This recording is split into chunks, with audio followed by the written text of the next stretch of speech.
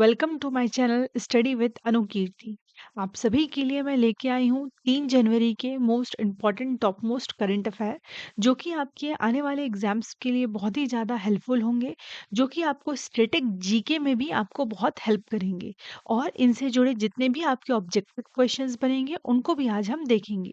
तो चलिए स्टार्ट करते हैं। आज का पहला क्वेश्चन जो कि है उत्तराखंड से सरकीर मालकोहा। सरकीर मालकोहा एक रेयर बर्ड स्पीसीज है।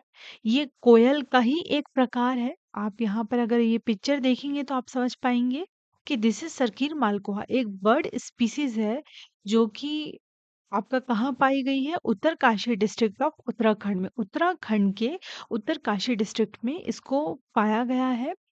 और ये जो स्पीसीज है, बर्ड स्पीसीज है, ये कहाँ पर रहती है? ये ड्राई स्क्रब फॉरेस्ट और ओपन वुडलैंड फॉरेस्ट में, जिसकी ऊंचाई 1000 मीटर से कम की है। ये भी आपको ध्यान रखना है। ये सूखे जंगलों में, ओपन वुडलैंड में ये अपना ठिकाना, अपना जो घोंसला है वहां रहती हैं ये। और सबसे मेन चीज़ है कि ये किसके जैसे दिखती हैं? ये कोयल के जैसे ही दिखती हैं, बट कोयल से ये भिन्न है। किस प्रकार से भिन्न है?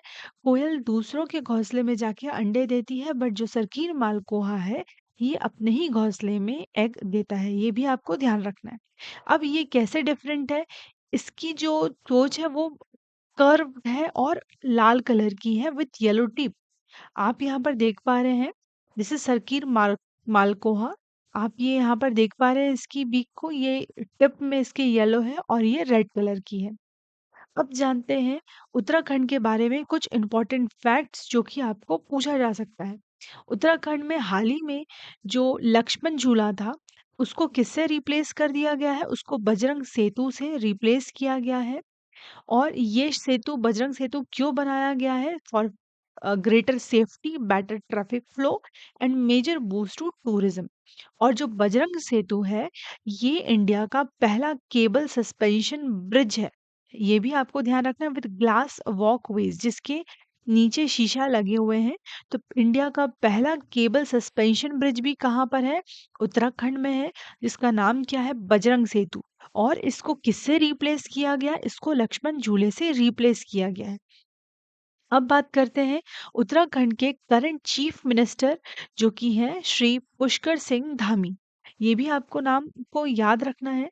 नाउ अब बात करते हैं कि गवर्नर उत्तराखंड के कौन है। तो ये है आपके लेफ्टिनेंट जनरल गुरमीत सिंह, जो कि रिटायर्ड लेफ्टिनेंट जनरल है, जिनका नाम है लेफ्टिनेंट जनरल गुरमीत सिंह। अब उत्तराखंड से रिलेटेड और एक इम्पॉर्टेंट फैक्ट पढ़ते हैं कि एशिया का सबसे हाईएस्ट डैम कहाँ पर है? तो ये आपका उत्तराखंड में ही है, जो कि है तहरी डैम। और किस नदी पे है? ये भागीरथी नदी पे है।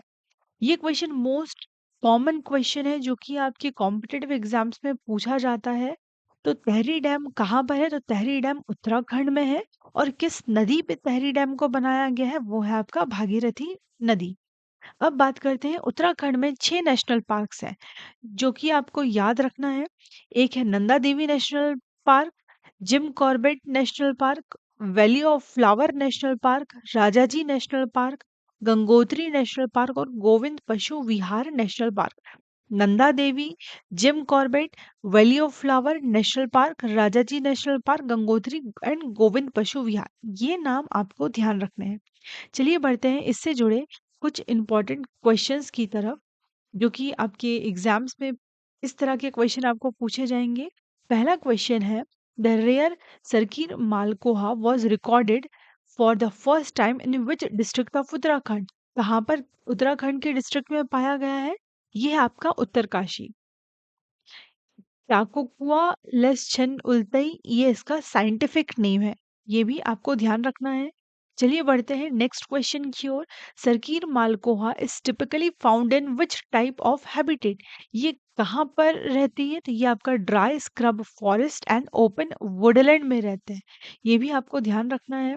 चलिए बढ़ते हैं नेक्स्ट टॉपिक की ओर, जो कि आज के सेशन का है second topic, first ever Vande Bharat sleeper train. Vande Bharat से आप सभी ने ट्रेवल किया होगा, बट अब वंदे भारत स्लीपर ट्रेन भी आ गई है, जो कि union ministry of railway Shri Ashwini Vaishnaw ji ने इसको लॉन्च किया है रेल भवन में न्यू दिल्ली में। और जो श्री अश्विन वैष्णव जी हैं वो आपके यूनियन मिनिस्टर ऑफ रेलवे हैं, इंफॉर्मेशन एंड ब्रॉडकास्टिंग मिनिस्टर है, electronic and information technology minister. ये भी आपको ध्यान रखना है, union ministry of railway, information and broadcasting and electronics and information technology जो है श्री अश्विनी वैष्णव। इन्होंने first ever Vande Bharat sleeper train को लॉन्च किया है न्यू ईयर में न्यू दिल्ली में। और ये कहाँ से कहाँ तक चलेगी? ये जो ट्रेन है गुवाहाटी से वेस्ट बंगाल तक, गुवाहाटी के असम से वेस्ट बंगाल के हावड़ा तक। इसकी जो स्पीड है वो आपकी 180 किलोमीटर पर आवर है। वंदे भारत स्लीपर ट्रेन एक सेमी हाई स्पीड ट्रेन है जो कि आम जनता को बहुत ही आरामदायक सफर देगा। लंबी दूरी की जो सफर होते हैं उस पे ये बहुत ही कंफर्टेबल रहेगा। और ये जो स्पीड है इसकी कितनी रहेगी? 180 किलोमीटर पर आवर। जो रेलवे मिनिस्टर है अश्विनी वैष्णव, उन्होंने 18 जनवरी को इसको फ्लैग ऑफ के लिए बोला है इन्होंने, जो कि श्री प्राइम मिनिस्टर नरेंद्र मोदी जी द्वारा किया जाएगा। और ये जो ट्रेन आपका है first Vande Bharat sleeper train, इस पे 3 कोचेज़ होंगे। पहला आपका थर्ड एसी, सेकंड एसी और फर्स्ट एसी। जो फेयर होगा आपका हावड़ा से गुवाहाटी के बीच में या गुवाहाटी से हावड़ा के बीच में, थर्ड एसी का 2300 रहेगा, सेकंड एसी का 3000 और फर्स्ट एसी का आपका 3600 रहेगा। इसके 3 कोचेज़ हैं, मतलब 3 क्लासेस हैं कोचेज़ के, ये भी आपको ध्यान रखना है। और ये कहाँ से कहाँ तक आपका ऑपरेट होगा? आसाम से लेके हावड़ा तक। अब बात करते हैं इससे रिलेटेड ऑब्जेक्टिव क्वेश्चन, जो कि है पहला क्वेश्चन आपका, first ever Vande Bharat sleeper train will operate between which two cities? जो कि आपका Guwahati and Howrah. Second question, who announced the launch of the first Vande Bharat sleeper train? ये है आपके रेलवे मिनिस्टर श्री अश्विनी वैष्णव। अब बढ़ते हैं नेक्स्ट क्वेश्चन की ओर, जो कि है what is the maximum design speed of Vande Bharat sleeper train? इसकी कितनी स्पीड होगी? वो है आपका 180 किलोमीटर पर आवर। अब बढ़ते हैं नेक्स्ट करंट अफेयर की ओर, जो है आपका लाइन ऑफ कंट्रोल, जिसको आप एलओसी भी कहते हैं। एलओसी अभी न्यूज में रहा है क्योंकि एलओसी पूंछ डिस्ट्रिक्ट है ना, आप सभी जानते हैं जम्मू कश्मीर में है। यहाँ पर कुछ ड्रोन की एक्टिविटीज हुई है, सिक्योरिटी फोर्सेस ने इसे डिटेक्ट किया है कि जम्मू कश्मीर के पूंछ डिस्ट्रिक्ट में ड्रोन की कुछ एक्टिविटी आई है हुई है, जिस कारण एलओसी चर्चा में रहा है। अब ये एलओसी क्या है? जिसका फुल फॉर्म है लाइन ऑफ कंट्रोल, जो कि जम्मू कश्मीर को दो भागों में डिवाइड, यहाँ पर बॉर्डर है इंडिया और पाकिस्तान के बीच की जो लाइन है, इसको हम कहते हैं एलओसी। और सबसे पहले इसका नाम दिया गया था सीज फायर लाइन, जो कि 1949 में दिया गया था। ये कब दिया गया था? कराची एग्रीमेंट के बाद इस जो बॉर्डर है इंडिया और पाकिस्तान के बीच में, उसे सीज फायर लाइन कहा गया। 1972 में शिमला एग्रीमेंट के बाद इसको लाइन ऑफ कंट्रोल नाम दिया गया। ये ईयर भी आपको ध्यान रखना है, 1972 में लाइन ऑफ कंट्रोल इसका नेम दिया गया। और सीज फायर लाइन कब दिया गया था इसको? 1949 में। और किस एग्रीमेंट के फॉलो के बाद? कराची एग्रीमेंट के बाद। और line of control Shimla Shimla agreement के बाद।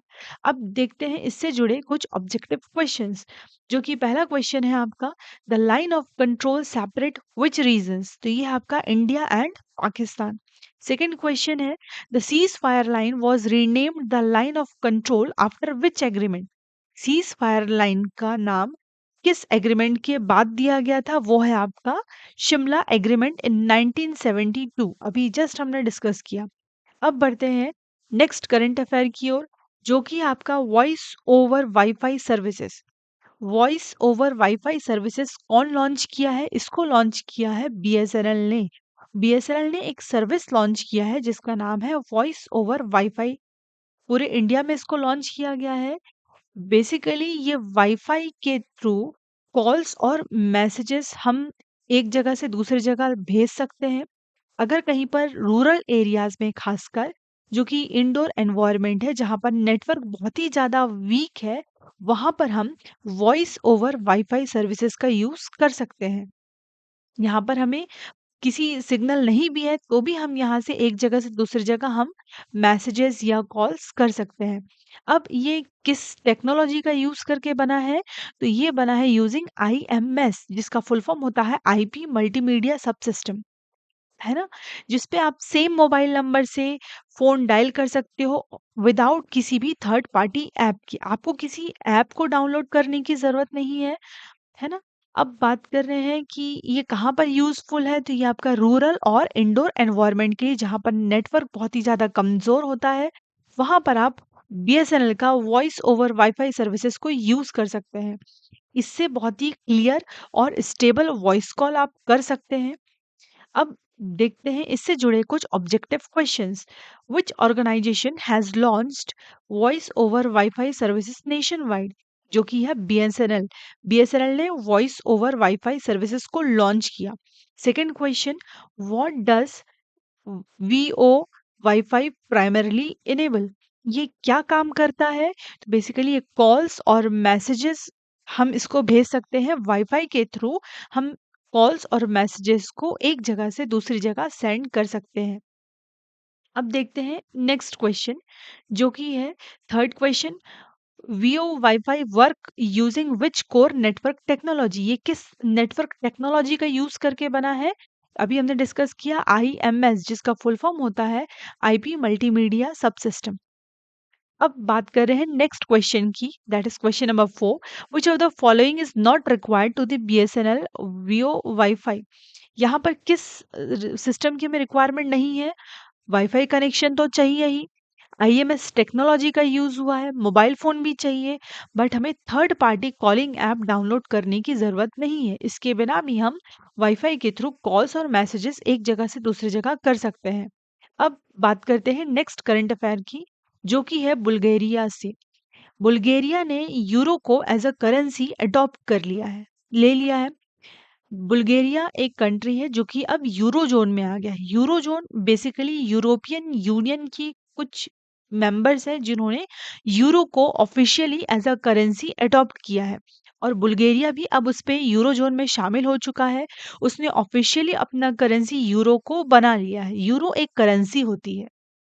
अब बात करते हैं कब बनाया है। इसको न्यू ईयर डे में बनाया गया है, और इस वजह से बुल्गारिया यूरो को एडॉप्ट करने वाला 21st मेंबर बन चुका है यूरोपियन यूनियन का।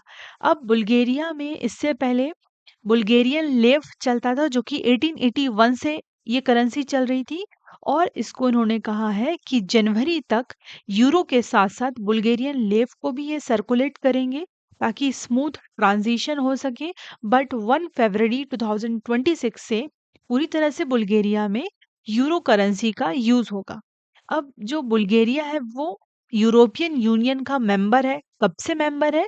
2007 से। ये ईयर इंपॉर्टेंट है। ईयर आपसे पूछ सकता है कि बुल्गारिया किसका मेंबर है। ये यूरोपियन यूनियन का मेंबर है सिंस 2007। बुल्गारिया नाटो का भी मेंबर है since 2004। These are the important facts regarding Bulgaria. अब बात करते हैं यूरो जोन क्या है या यूरो एरिया क्या है। तो basically it is a group of European union countries. एक यूरोप की यूनियन की कंट्रीज है, उसको हम यूरो जोन कहते हैं, जिन्होंने यूरो क्या है, करेंसी है, जिसको ऑफिशियल तौर पे अडॉप्ट किया गया है ना। और उनकी पर्टिकुलर एक कॉमन मॉनेटरी पॉलिसी भी होती है, जो भी कंट्रीज यूरो को एज अ ऑफिशियली अडॉप्ट करते हैं। अब बात कर रहे हैं इससे जुड़े कुछ इंपॉर्टेंट ऑब्जेक्टिव क्वेश्चंस की। जो पहला है आपका, which country join the eurozone on new year day becoming 21st member? वो है आपका बुल्गारिया। सेकंड क्वेश्चन है, Bulgaria adopt which currency as it official legal tender after joining the eurozone? वो है आपका यूरो। बुल्गारिया ने यूरो को as a currency adopt किया है। Thank you for today's session. जो लोग इस नए हैं इस चैनल पे वो सब्सक्राइब कीजिएगा, अगर वीडियो पसंद आए लाइक कीजिएगा। जय हिंद।